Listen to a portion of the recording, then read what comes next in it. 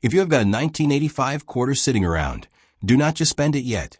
This year had over 1.2 billion quarters made, and most really are just worth 25 cents. But a small number of them are worth hundreds, even thousands of dollars. In the next few minutes, I will walk you through exactly what to look for, so you can check your own coins with confidence. First, the background.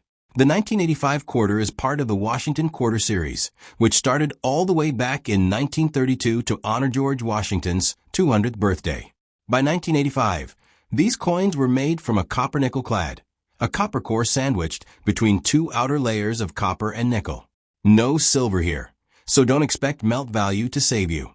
3 mints made 1985 quarters. Philadelphia struck over 775 million. Denver struck close to 520 million. And San Francisco made just over 3.3 million. But those were proof coins only, sold in special collector sets, never meant for circulation. With over 1 billion coins made, a regular circulated 1985 quarter, one that's been through cash registers and pockets, is worth exactly what it says, 25 cents. That's true whether it's AP or AD. Don't let anyone tell you a common day quarter is automatically valuable just because it's old. Age alone doesn't create value. Rarity does. But here's where it gets interesting. Even though over 1 billion of these were made, finding one in truly flawless condition is surprisingly hard. Why? Because in 1985, the mints weren't gentle with these coins. They were bagged, shipped, and handled roughly, which left tiny scratches called bag marks on almost every single one. That means in 1985, P quarter graded MS66 or higher by professional services like Peace GS is genuinely rare. Only a couple hundred have ever been certified that high.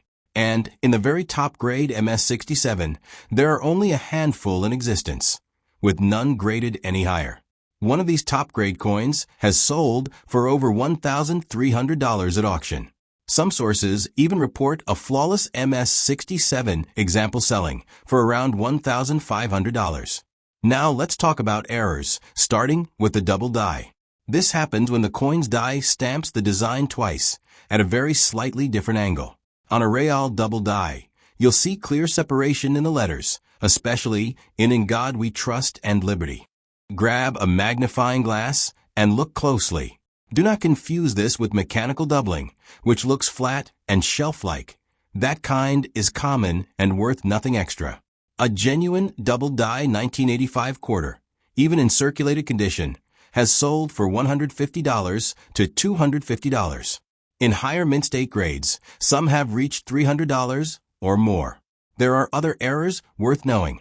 A missing clad layer happens when one of the outer copper nickel layers doesn't bond properly, leaving one side coppery red instead of silver. Those have sold for $25 up to $300, depending on condition. Off-center strikes happen when the coin blank isn't lined up correctly in the press. The more off-center, the more valuable. A strike that's 50% off-center can bring in $100 or more.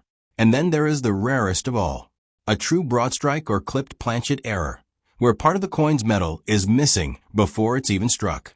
The most dramatic, well-documented examples of 1985 quarter errors have sold for hundreds of dollars, with some outlier sales reported even higher. So here is your action plan. First, check the mint mark, P or D, near Washington's ribbon. Second, look at the coin's surface under good light. Is it sharp, shiny, and free of scratches? Third, get out a loupe and check the lettering for genuine doubling. And if anything looks unusual, a weird color, a missing edge, and an off-center design, that is worth getting looked at by a professional grading service. Most 1985 quarters are just 25 cents. But now you know exactly what separates an ordinary coin from a genuine find. Go check your change.